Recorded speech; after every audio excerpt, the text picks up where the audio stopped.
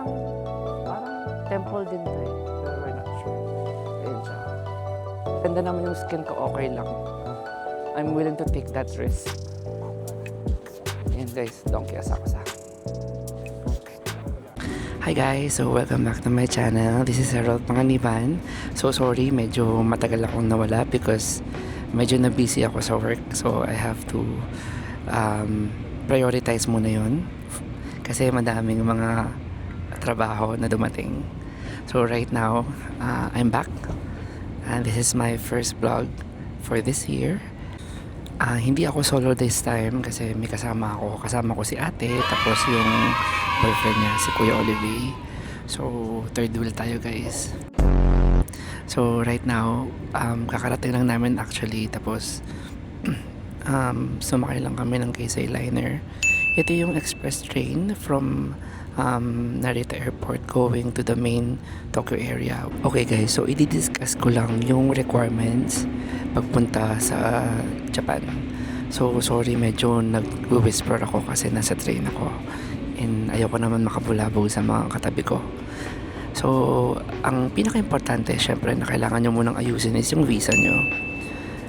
Yung visa right now, yung processing medyo matagal kasi ang dami nagtatravel ng Japan. Yung pagdating nga namin dun sa airport, sobrang daming tao talaga guys. As in, hindi ka mukha ng mga previous years na nagpunta kami. Sobrang dami. So unahin nyo muna yun guys, very important. And marami namang mga agencies right now aside from VFS. Ako, hindi ako nag-VFS kasi I was I'm used to dun sa isang agency na palagi kong kinukuhanan or pinupuntahan pa magpo-process ng visa, which is yung UHI, Universal Holidays Incorporated. Located to guys sa Dusit Thani. So para sa akin hassle free sa kanila. So aside from VFS, dun na ako kumuha, dun na ako nagpo-process ng visa ko. And siguro nakuha ko yung visa ko ng December pero nag-submit ako around October. So parang 1 month yung processing kasi sobrang dami talaga ng mga pinaprocess nila. So I suggest na unahin nyo muna yun. Next, syempre yung iba namang mga documents, the usual, which is yung passport nyo dapat 6 months valid or more. Tapos yung Visit Japan web, kailangan nyo din i-process yun pag pupunta kayo dito. Tapos yung ano pa ba, siguro mga supporting document just in case itanungin kayo sa immigration, like mga bank statement, certificate of employment, mga ganun. But other than that, yun yung I think mga requirements na kailangan yung ihanda. Okay, so medyo malayo pa naman ata kami, so pwede pa tayong mag-usap. So ang duration ng stay namin dito is 15 days. Wala kami masyadong itinerary. Abangan nyo na lang yung mga next videos ko. Chill lang yung travel ko. Guys, kung tatanungin nyo ako kung bakit ko binabalik-balikan ng Japan, I don't know, hindi ko rin ma-explain. There's this vibe ng Japan na babalik-balikan mo talaga. Although mahal talaga yung hotel. Yung food hindi naman din ganun kamahal. I think kung marunong ka lang talaga maghanap ng kakainan, may mga mura talagang kainan. Pero yung big chunk ng budget nyo talaga is mapupunta talaga sa transportation at saka yung hotel. Kasi ang hotel namin is around 67,000 for 15 days. Pero syempre kung may kasama ka, hindi naman siya ganun kabigat. Pero pag mag-isa ka lang talagang 67,000 and 67,000, right? Yung mga ibang mga activities namin, mga transportation, mga eSIM, kinuha na lang namin sa Klook as usual. So may mga discounted naman doon. Wala pa akong discount code for Klook. Soon, hopefully. Pero doon na lang din kayo kumuha. I-share ko na lang din yung mga links, tsaka yung mga screenshots pag nag-start na ako mag-vlog along the way. Gusto ko lang sabihin yung what to expect. So, sa 15 days ko na to na trip, I'll try to share to you yung mga tips or mga hacks sa travel ko. Syempre, tapos yung mga must eat na food na budget na para sa akin worth it.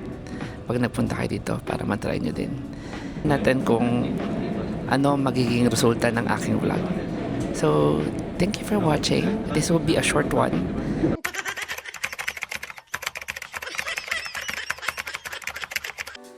Hi guys! Welcome back officially to my vlog. So, kahapon hindi ako masyadong nakapag-vlog kasi nga wala ako sa mood. I mean, wala pa ako sa tamang wisyo dahil nga nung lumipad kami papuntang Narita, papuntang Tokyo, wala pa akong tulog, galing kasi ako sa work. So, nag-drive pa ako and all. Tapos, yung plane, yung sinakyan namin, ewan ko kung bakit, probably because of the weather and all. Kaya, maalog, so hindi kami masyadong nakatulog. Ang tanda ko mga siguro 1 hour or 30 minutes lang. 3.5 hours yun. So, no chance talaga kahit makaidlip.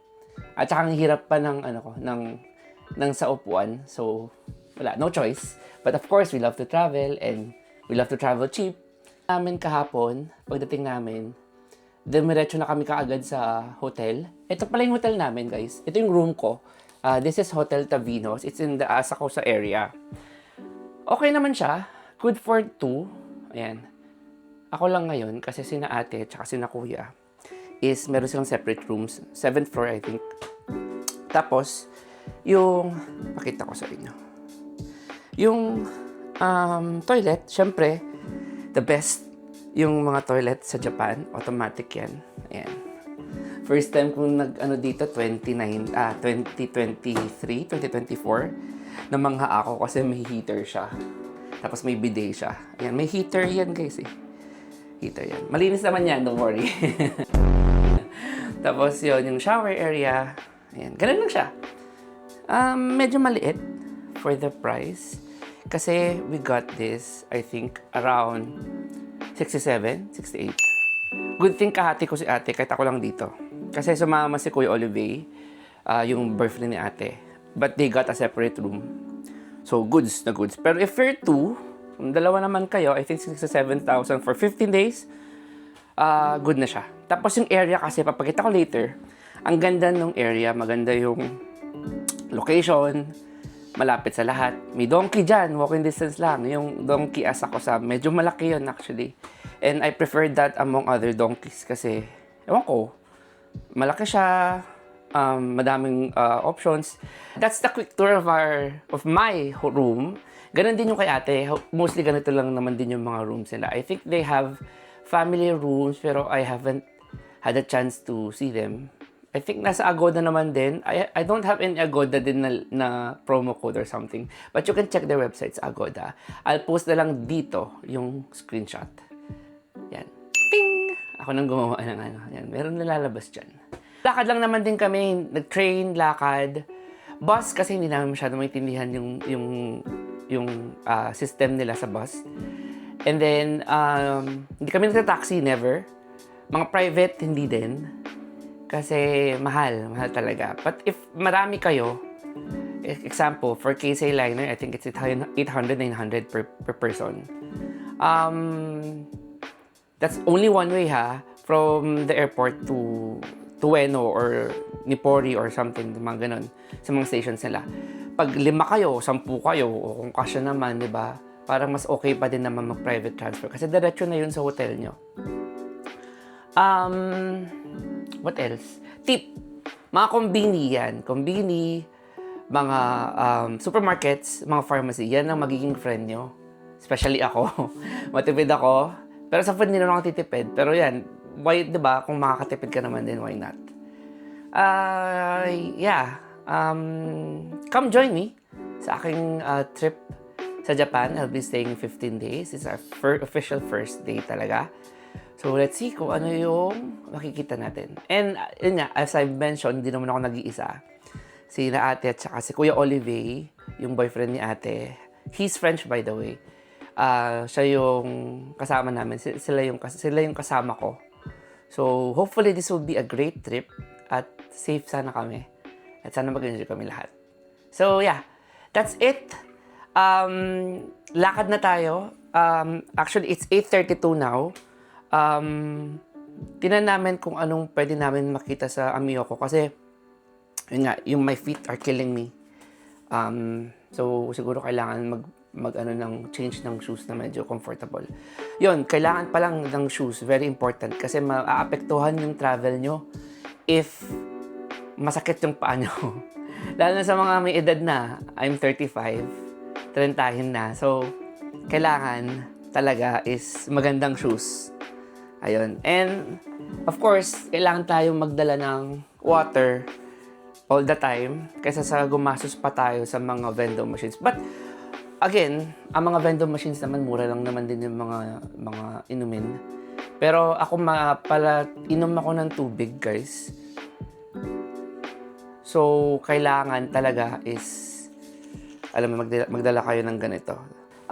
Meron akong binili sa Shopee na scarf. Meron akong gloves din. Nakala ko kasi malamig na malamig. At saka bonnet. Pero hindi na ako magdadala. Ito yung suot ko. This one I bought last year, I think, or last year. Sa Uniqlo to. Puffer jacket siya. Very lightweight. Meron siyang kasamang bag. Ayan. So, packetable siya. That's around 2.5, I think. Hindi ko na alam magkano ngayon. Kung meron pa. Tapos, ayan. Mga Shopee lang. Ito. Sa SM. Tapos, yan. Yun lang. So, nasa labas na ako. Ayaw pakita nung dalawa. Nahihiya sila. Pero ito na lang yung likod nila. Yan yung kasama ko. Si Kuya Olivier at saka si ate. Yan. Nahihiya silang magpakita sa camera. They're shy. Camera shy. That's why, likod na lang ang papakita ko. So, ito yung area. Yung neighborhood namin. Yan siya. Maaga pa kasi. Kaya, wala pa masyadong tao. Pero malamig, guys. Sana pala nagdala ako ng bonnet or sa kamay. Una kasing lalamig talaga yung kamay. Tapos yung ears. Pero okay lang. Kasi, aircon humor tayo. Kaya okay lang kahit malamig. Nakakaganda na ng skin to. Pero ito na yung area namin. Papakita ko sa inyo, ha?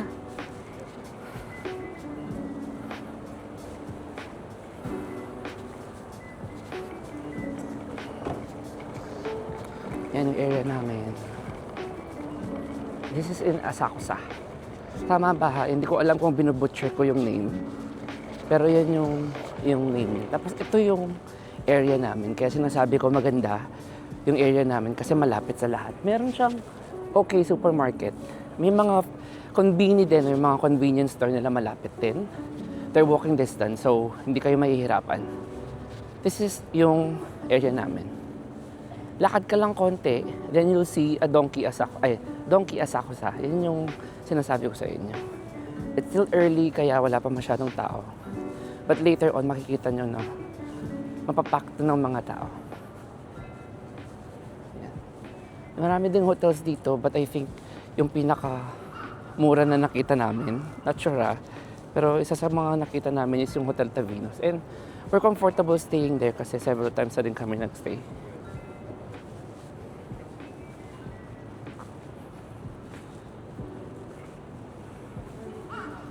Maraming kainan, guys. Oh, may Shogun Burger. Tapos Sukiya. Yan. Mga sikat na fast food chain yan eh. Usually mga bowl, rice bowl.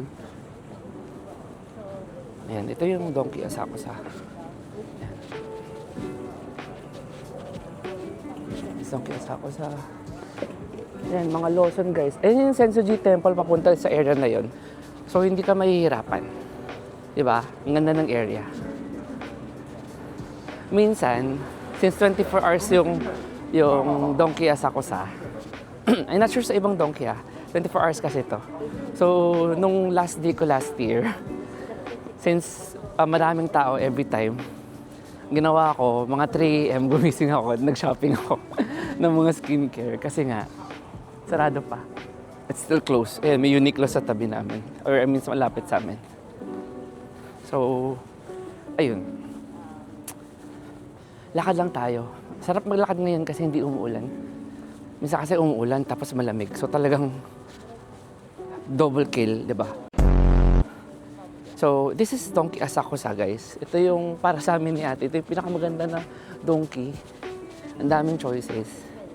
It's 24 hours. So, pwede kayong mag-shopping anytime you want. And I suggest kung magsha-shopping kayo, mga madaling araw kasi konti lang yung pila sa mga tax-free counters nila. Donkey Asakusa. Tara! Donkey! Ang sarap ng araw. Whew. Yan guys, Donkey Asakusa. Malamig. Kaya kung sa Pinas, tinataguan natin yung araw. Ngayon, hinahanap-hanap natin yung araw kasi malamig. Ayan, mga luggages guys, oh, mga mura lang dito. Kaya pwedeng hindi na kayo magdala ng luggage. Tapos, bili na lang kayo pag napadami yung shopping ninyo. Guys, ewan ko ha, comment down below. Pero usually yung mga sasakyan nila, ang lilinis. Parang bago. Parang wala pa akong nakitang sasakyan na madumi. Ewan ko kung ganun ba talaga. Ang linis oh, sparkling clean yung mga cars nila. Hindi ko alam. Or wala bang dust dito or minimal lang yung dust. Maybe at least. Pero Yeah, it's so risky. ayaw namin mag-break ng rule dito.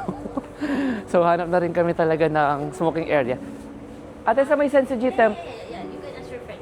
Oh. Ayan, wala pang tao guys. It's early. Naka Harley Davidson ata si Kuya. Woo! Ate, say hi. Kuya, say hi naman to the vlog. Kahit konti lang. Ayan mga kasama ko guys. Ayan, si Kuya tsaka si Ate. Ayan, hindi ako nag-iisa. Ito yung mga bus route nila. Ayan. Hindi ko alam paano mag-stop dyan guys. Comment down below. For example, nandun ka na sa area, may pipindutin ka ba or something? Ganon. Sa Korea kasi ganon, sa Singapore ganon, di ba? So, hindi ko alam sa iba. So guys, yung mga ibang mga gamot, chocolates, I buy them sa pharmacy. Magtingin na lang kayo. Kasi minsan mura sa Donkey, mahal sa pharmacy, or vice versa, gano'n. Pero, ang ginagawa ko is, pinupuntahan ko lahat, pinipicturean ko yung prices, tapos kino-compare ko. Pero usually sa Matsumoto Kiyoshi, doon ako bumibili ng mga chocolates like KitKat. Kasi minsan, malaki yung difference nila. So, parang tour to. I think this is yung entrance ng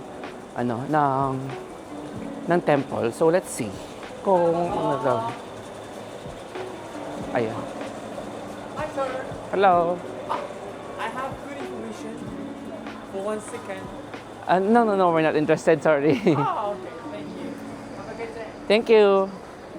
Baka meron silang ino-offer. Pero wag na. Eto nga.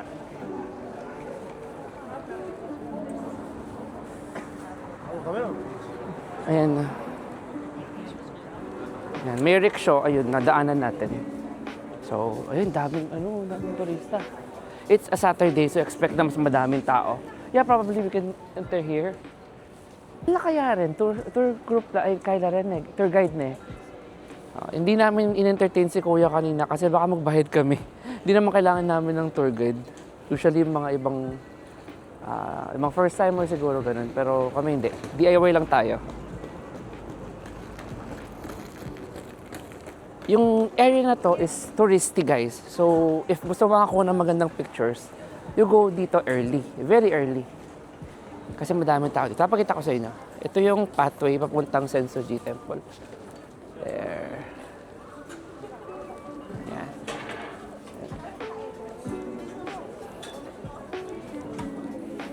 Ayun. Yan yung mga bilihan ng... Sorry, bilihan. Yan, sorry. Hindi talaga ako Tagalog, Kapampangan ako guys. So kung may mga mali akong sasabihin, sorry. Sarado pa because it's early. Pero marami ng tao kasi nga, kumukuha sila ng pictures. So maglalaan ako ng isang araw or half day dito. Papakita ko dito yung mga pwede natin puntahan. But right now, yung puntahan namin talaga is yung Amiyoko for the shoes. So let's see. Yan sina ate at saka si kuya. Mahihain sila, so... Ako, wala na akong hiya. Hindi naman ako kilala dito eh.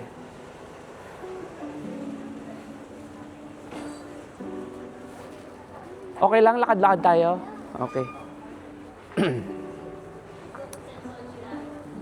Now? Okay. Gagawa tayo ng content pero next time talaga iaano ko. Ay dito tayo. Mukhang mali yung pinaglalakaran natin. Counterflow tayo eh. Yan guys, ang daming tao papunta. Ito yung area.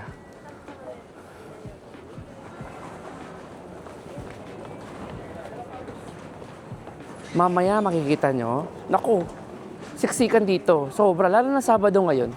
Mga mabilihan ng mga chocolates. Pasalubong, souvenirs. Ayan, mga bumibili ng mga souvenirs ko. Pagkain. Ayan.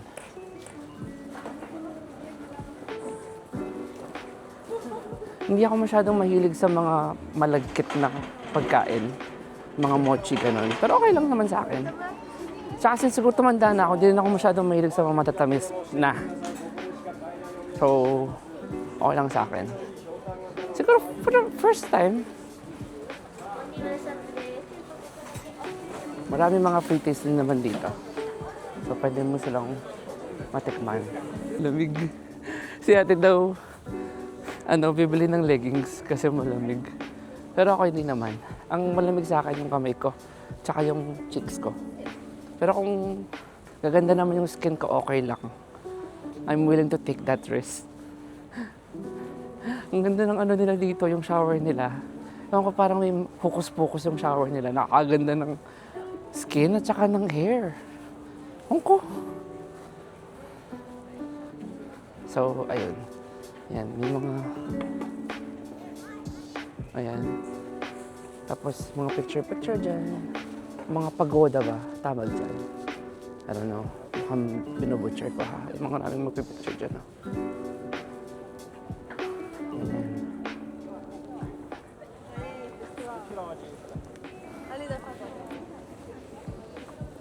So, lakad tayo. Ito siya.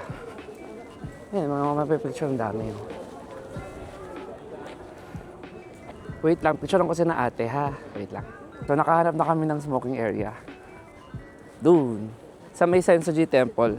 Sa right side. If papasok kayo. So, ayan. This is the last time we saw the cherry blossom. Yes. Yeah, yan, cherry blossom. May cherry blossom na dito, guys. Isang puno. Dito rin nagpa-picture si na tatay. So, if gusto niyo makita ng cherry blossom at this early, yan. Ito lang yung puno talaga ate, no? Last time, right? Ito lang din yung puno last time, guys, na may cherry blossom. Ito siya. Tabi siya ng parang temple din to eh. Pero we're not sure. Ayan siya. Ako nakikita na.